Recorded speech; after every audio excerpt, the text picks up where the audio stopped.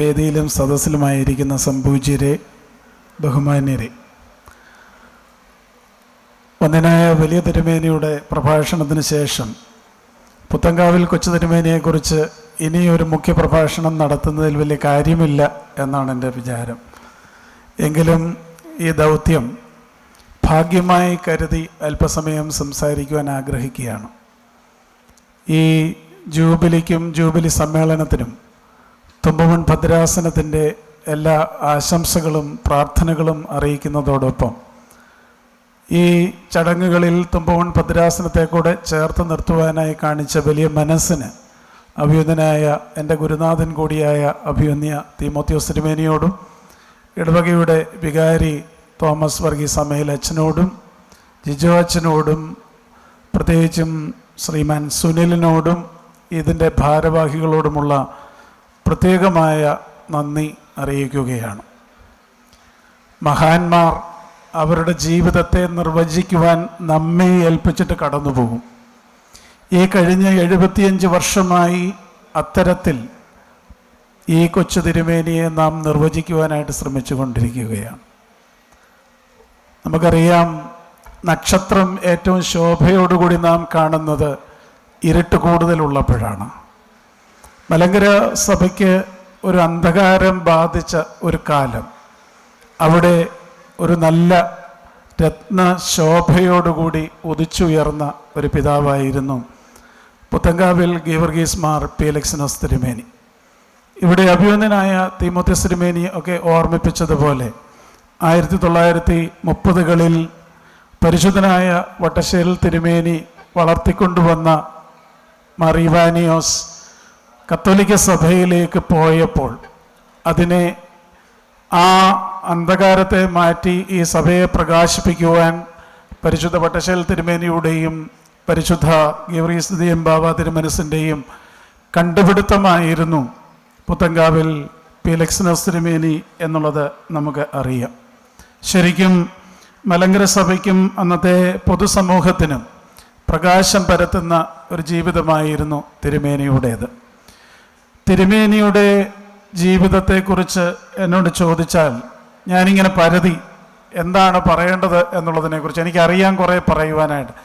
പക്ഷെ നിങ്ങൾ അധികം പേരും ശ്രദ്ധിച്ച് കാണിക്കില്ല, തിരുമേനിയെക്കുറിച്ച് ഒരു ഫേസ്ബുക്ക് പേജുണ്ട്. ആ പേജിൽ ആരാണ് കുറിച്ച് വെച്ചിരിക്കുന്നതെന്നും എനിക്കറിയില്ല, എങ്കിലും ഞാനതൊന്ന് വായിക്കുകയാണ്. എന്നെ വളരെ ആകർഷിച്ച 3-4 വാക്കുകളുണ്ട്. His presence was joyful. അദ്ദേഹത്തിൻ്റെ സാന്നിധ്യം ആനന്ദകരമായിരുന്നു. His voice was sweet. അദ്ദേഹത്തിൻ്റെ ശബ്ദം മധുരമയായിരുന്നു. തിരുമേനി ഇവിടെ ഓർമ്മിപ്പിച്ചതുപോലെ മലങ്കരയുടെ വാനമ്പാടിയായിരുന്നു. His words inspiring. അദ്ദേഹത്തിൻ്റെ വാക്കുകൾ പ്രചോദിപ്പിക്കുന്നവയായിരുന്നു. His manners എൻഡെയറിങ്. അദ്ദേഹത്തിൻ്റെ പെരുമാറ്റം ആകർഷകമായിരുന്നു. His smile unforgettable. അദ്ദേഹത്തിൻ്റെ ചിരി മറക്കാനാവാത്തതായിരുന്നു. 54 വർഷം മാത്രം ജീവിച്ചിട്ട്, തിരുമേനി പറഞ്ഞതുപോലെ 20 വർഷം പ്രവർത്തിച്ചിട്ട് 200 വർഷത്തിൻ്റെ പ്രവർത്തനം കാഴ്ചവെച്ചു എന്ന് ഞാൻ പറയുമ്പോൾ 54 വർഷം ജീവിച്ച് ഈ മലങ്കര സഭയെ പ്രകാശിപ്പിച്ച ഒരു എക്സംപ്ലറി ലൈഫ്, ഒരു ശ്രേഷ്ഠമായ ജീവിതമായിരുന്നു. ഇംഗ്ലീഷിൽ ഇങ്ങനെ ഒരു പറച്ചിലുണ്ട്, the magnanimity of life is not duration but donation. ജീവിതത്തിൻ്റെ മഹത്വം എത്ര കാലം ജീവിച്ചു എന്നുള്ളതല്ല, എന്ത് നൽകി എന്നുള്ളതാണ്. 1897 ജനിച്ച് 1951 കാലം ചെയ്യുമ്പോൾ 54 വയസ്സിൽ സഭയ്ക്കും സമൂഹത്തിനും അതുല്യമായ സംഭാവനകൾ നൽകിയ ഒരു വ്യക്തിത്വം. ചില ആളുകളെ നമ്മളങ്ങനെ കണ്ടിട്ടുണ്ട്, അവരധികം നാൾ ജീവിക്കുകയില്ല, പക്ഷെ ജീവിച്ചിരിക്കുന്ന കാലം അവരുടെ കോൺട്രിബ്യൂഷൻ അതിശക്തമായിരിക്കും. നമുക്കറിയാം, നമ്മുടെ കർത്താവ് തമ്പുരാൻ 33 വർഷം മാത്രം ജീവിച്ച് ഈ പ്രപഞ്ചത്തെ മുഴുവൻ ചലിപ്പിച്ച് രൂപാന്തരപ്പെടുത്തിയ ഒരു വ്യക്തിത്വമാണ്. അതുപോലെ ചരിത്രത്തിലൊക്കെ അങ്ങനെ ചില വ്യക്തിത്വങ്ങളുണ്ട്. പരിമല തിരുമേനിയെക്കുറിച്ച് ഇപ്പോൾ പറഞ്ഞു. പുത്തങ്കാവിൽ തിരുമേനിയും അങ്ങനെ 54 എന്നൊരു വർഷം ജീവിച്ച് വളരെ ചടുലതയോടെ പ്രവർത്തിച്ച ഒരു പിതാവായിരുന്നു. പരിശുദ്ധ വട്ടശ്ശേരിൽ തിരുമേനിയും അതുപോലെ തന്നെ ഗീവർഗീസ് ബാവായും അദ്ദേഹത്തെ കണ്ടെത്തുമ്പോൾ അദ്ദേഹത്തിലും കണ്ടെത്തിയവരിലും ഞാൻ കാണുന്ന വളരെ പ്രകടമായ ഒരു കാര്യം, ആ വാക്കിങ്ങനെ ഞാൻ പറയും, they were visionaries. അവർ ദർശനമുള്ളവരായിരുന്നു. ഈ തെരഞ്ഞെടുപ്പ് എന്ന് പറയുമ്പോൾ എനിക്ക് തോന്നുന്നു നമുക്ക് വിഷനേക്കാൾ കൂടുതൽ ഇമോഷനാണ് നമ്മൾ പ്രാധാന്യം കൊടുക്കുന്നത്. പക്ഷേ അന്നത്തെ കാലത്തെ ഒരു തെരഞ്ഞെടുപ്പിൽ വിഷൻ, ദർശനം അവർക്കുണ്ടായിരുന്നു. തെരഞ്ഞെടുക്കപ്പെടുന്ന ആളിനും വിഷൻ ഉണ്ടായിരുന്നു, ദർശനമുണ്ടായിരുന്നു. ഈ സമീപകാലത്തെ ചരിത്രം നമ്മൾ പരിശോധിച്ചാൽ അറിയാം, തിരുമേനി തുടങ്ങി വെച്ചിട്ടുള്ള സ്ഥാപനങ്ങൾ, പ്രസ്ഥാനങ്ങൾ 75 വർഷമായിട്ടും എൻ്റെ പരിശോധനയിൽ ഒന്നുപോലും നിന്നുപോയിട്ടില്ല. അത്ര ദർശനത്തോടെ തുടങ്ങിയതാണ്. എന്നാൽ ഈ അടുത്ത കാലങ്ങളിൽ തുടങ്ങിയ പല പ്രസ്ഥാനങ്ങളും സ്ഥാപനങ്ങളും നിന്നുപോയിട്ടുണ്ടെങ്കിൽ ഞാൻ പറയും, ഒരുപക്ഷെ അത് തുടങ്ങിയത് ഇമോഷൻ്റെ ബേസിലായിരിക്കും. ആ ആളിൻ്റെ കാലം കഴിയുമ്പോൾ അതില്ലാതാകുന്നു. എന്നാൽ പുത്തൻകാവിൽ കൊച്ചു തിരുമേനി തുടങ്ങി വെച്ച ഒന്നും നിന്നില്ല എന്ന് മാത്രമല്ല, 75 വർഷത്തിന് ശേഷവും ചടുതലയോടെ പ്രവർത്തിച്ചു കൊണ്ടിരിക്കുന്നു എന്നുള്ളത് നാം സ്മരിക്കേണ്ട ഒന്നാണ്. നമുക്കെല്ലാവർക്കും അംബീഷൻ ഉണ്ടാകും, ആഗ്രഹങ്ങൾ. പക്ഷേ ഒരു വിഷണറിയെ സംബന്ധിച്ചിടത്തോളം ആ അംബീഷനെ അവർ വിഷനായിട്ട് കൺവേർട്ട് ചെയ്യും. അവർ ദർശനങ്ങൾ കാണും, അവിടെയും നിർത്തുകയില്ല, അവർ അത് ആക്ഷനായിട്ട് പരിണമിപ്പിക്കും. പുത്തൻകാവിൽ കൊച്ചു തിരുമേനിയുടെ ആഗ്രഹങ്ങളെ അദ്ദേഹം ദർശനങ്ങളായും ദർശനങ്ങളെ പ്രവൃത്തികളായും പരിവർത്തിപ്പിച്ചതാണ് ഇന്നും അദ്ദേഹത്തെ ഓർക്കുവാനായിട്ടുള്ള കാരണം. അദ്ദേഹത്തെക്കുറിച്ച് പറയുവാൻ വളരെയധികം കാര്യങ്ങളുണ്ടെങ്കിലും സമയപരിമിതി കൊണ്ട് പത്തനംതിട്ടയുമായി, തുമ്പോണുമായി ബന്ധപ്പെട്ട കാര്യങ്ങൾ മാത്രം പറഞ്ഞ് പെട്ടെന്ന് അവസാനിക്കും. 15 മിനിറ്റ് പറഞ്ഞോളാം പറഞ്ഞിട്ടുണ്ട്, പക്ഷെ അത്രയും പറയുകയില്ല, നിർത്തിക്കോളാം പെട്ടെന്ന്. അതിൽ അദ്ദേഹത്തിൻ്റെ സഭയെക്കുറിച്ചുള്ള ദർശനത്തെക്കുറിച്ച് പറഞ്ഞു. തിരുമേനി ബേസിൽ ദേറായെക്കുറിച്ച് പറഞ്ഞു. നിങ്ങളൊരു പക്ഷേ ബേസിൽ ദേറായിൽ വന്ന് കണ്ടിട്ടുള്ള ഒരു ഭൂരിഭാഗം ഇതിനകത്തുള്ളൂ, ഇല്ലെങ്കിൽ അവിടെ വന്നൊന്ന് കാണണം ബേസിൽ ദേറ. ഞാൻ നോക്കിയിട്ട് അതിനകത്ത് ഏറ്റവും പ്രാഥമികമായി ആ സ്ഥലം തിരഞ്ഞെടുത്തതിലുള്ള തിരുമേനിയുടെ ദർശനമാണ്. അതിനകത്ത് ഞാൻ കാണുന്ന ഒരു ദൈവീകമായ പദ്ധതിയും ഒരു ബിബ്ലിക്കൽ, ഒരു വേദപുസ്തകപരമായ ഒരു ദർശനവും അതിനകത്തുണ്ട്. നാം വേദപുസ്തകത്തിൽ ആകമാനം പരിശോധിച്ചാൽ അറിയാം, കുന്നുകളും പർവ്വതങ്ങളുമായിരുന്നു ദൈവസംസർഗത്തിൻ്റെ പ്രധാന ഇടങ്ങൾ. തിരുമേനി തിരഞ്ഞെടുത്ത മാക്കാംകുന്ന് എന്ന് പറയുന്ന സ്ഥലം ഒരു കുന്നുംപുറമാണ്. അതിനൊരു, ഞാൻ പറയും, അതിനൊരു വേദപുസ്തക ബന്ധമുണ്ട് ആ തിരഞ്ഞെടുപ്പിൽ തന്നെ. മാക്കാം കുന്ന് എന്ന വാക്കിന് പലതരത്തിലുള്ള വ്യാഖ്യാനങ്ങൾ ചമച്ചിട്ടുണ്ട്. ക്ലിമിസ് തിരുമേനിയൊക്കെ പറയും മാക്കാൻ എന്ന് പറയുന്ന ജീവികളൊക്കെ താമസിച്ചിരുന്ന ഒരു സ്ഥലമായിരുന്നു എന്ന്. എന്നാൽ ഞാൻ ഒരല്പം പഠിക്കുവാനായിട്ട് ശ്രമിച്ചപ്പോൾ മാക്കാം എന്ന് പറയുന്നതിൻ്റെ ഒരു പശ്ചാത്തലം അത് നമ്മുടെ കേരള സംസ്കാരവുമായിട്ടൊക്കെ ബന്ധപ്പെട്ടതാണ്. അത് കാവുകളൊക്കെ നിന്നിരുന്ന സ്ഥലമാണ്. ഒരുപക്ഷെ അതിന് വലിയ ഒരു സാധ്യത മാക്കാംകുന്നിനുണ്ട്. മുകളിൽ കാവും താഴെ പാടങ്ങളും വെള്ളവും ഒക്കെ ആയിട്ടുള്ള ഒരു സ്ഥലമാകാം. എന്തായാലും ഈ മാക്കാൻ താമസിച്ചിരുന്ന ഒരിടത്തെ തിരുമേനി മാക്കാം കുന്നാക്കി മാറ്റി. ഇപ്പോൾ മാക്കാം എന്ന വാക്കിൻ്റെ അർത്ഥം നിങ്ങൾ പരിശോധിച്ചാൽ നിങ്ങൾക്കറിയാം, ഒരു ആരാധനയുടെ ഇടം എന്നൊരു അർത്ഥം കൂടെ അതിനുണ്ട്. അങ്ങനെ കാട് പിടിച്ച് കിടന്നിരുന്ന, ആരും പാർക്കാത്ത ഒരിടത്ത് തിരുമേനി വന്ന് ഇത് സ്ഥാപിച്ചപ്പോൾ അതിനകത്തൊരു ദൈവസംസർഗത്തിൻ്റെ ഇടമായി കണ്ട് അതിനെ രൂപാന്തരപ്പെടുത്തിയ ഒരു സ്ഥലമാണ് ഇപ്പോൾ ബേസിൽ ദേറ നിൽക്കുന്നത്. ആ ബേസിൽ ദേറയുടെ കെട്ടിടത്തിന് പ്രത്യേകതയുണ്ട്. നിങ്ങൾ എത്ര പേര് ശ്രദ്ധിച്ചിട്ടുണ്ട് എന്നെനിക്കറിയുകയില്ല. ആ തിരുമേനി 12 മുറി എന്ന് പറഞ്ഞാണ് അവസാനിപ്പിച്ചത്. പക്ഷേ ആ 12 മുറി ഒരു 4 കെട്ട് ആയിട്ടാണ്. അതിനെക്കുറിച്ചൊക്കെ എനിക്ക് വ്യാഖ്യാനിക്കുവാനുണ്ട്. ആ കെട്ടിടം ഒരു കാരണവശാലും എൻ്റെ കാലത്ത് ഞാൻ പൊളിച്ചു കളയുകയില്ല. കാരണം ഇതുപോലെ യുണീക്കായിട്ടുള്ളൊരു കെട്ടിടം ഈ മലങ്കര സഭയിൽ ഉണ്ടാവുകയില്ല. അതിനകത്ത് കയറിയെങ്കിലേ നിങ്ങൾക്ക് മനസ്സിലാവുകയുള്ളൂ. വിശദീകരിക്കാൻ സമയമില്ല. എങ്കിലും ആ 12 മുറി അല്ലായിരുന്നു. ആ 12 മുറി കഴിഞ്ഞ് ഒരു ചെറിയ കോറിഡോർ, അതിനങ്ങേപ്പുറത്ത് മറ്റൊരു മുറി. അപ്പോൾ ഒരു പ്രധാന മുറിയും ആ അതിഥികളെ സ്വീകരിക്കുവാനായിട്ടുള്ള ഒരു ചെറിയ സംവിധാനവും ഒരു കോറിഡോറും അതിൻ്റെ പിന്നിൽ 12 മുറികളും. എന്താണ് അതിൻ്റെ അർത്ഥം?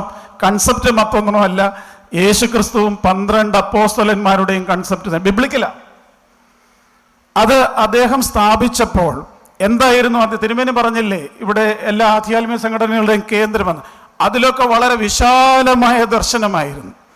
അത് തിരുമേനിയുടെ ദർശനം എന്തായിരുന്നു എന്ന് ചോദിച്ചാൽ, മലങ്കര സഭയിൽ ആർക്കെങ്കിലും പുതിയ നിയമത്തെക്കുറിച്ചൊരു സംശയമുണ്ട്, ഒരു കാര്യം ചോദിക്കണം, റെഫർ ചെയ്യണം, തിരുമേനിയോട് ചോദിച്ചാൽ തിരുമേനി പറയും 6ാമത്തെ മുറിയിൽ അതിനുള്ള ആളുണ്ട്.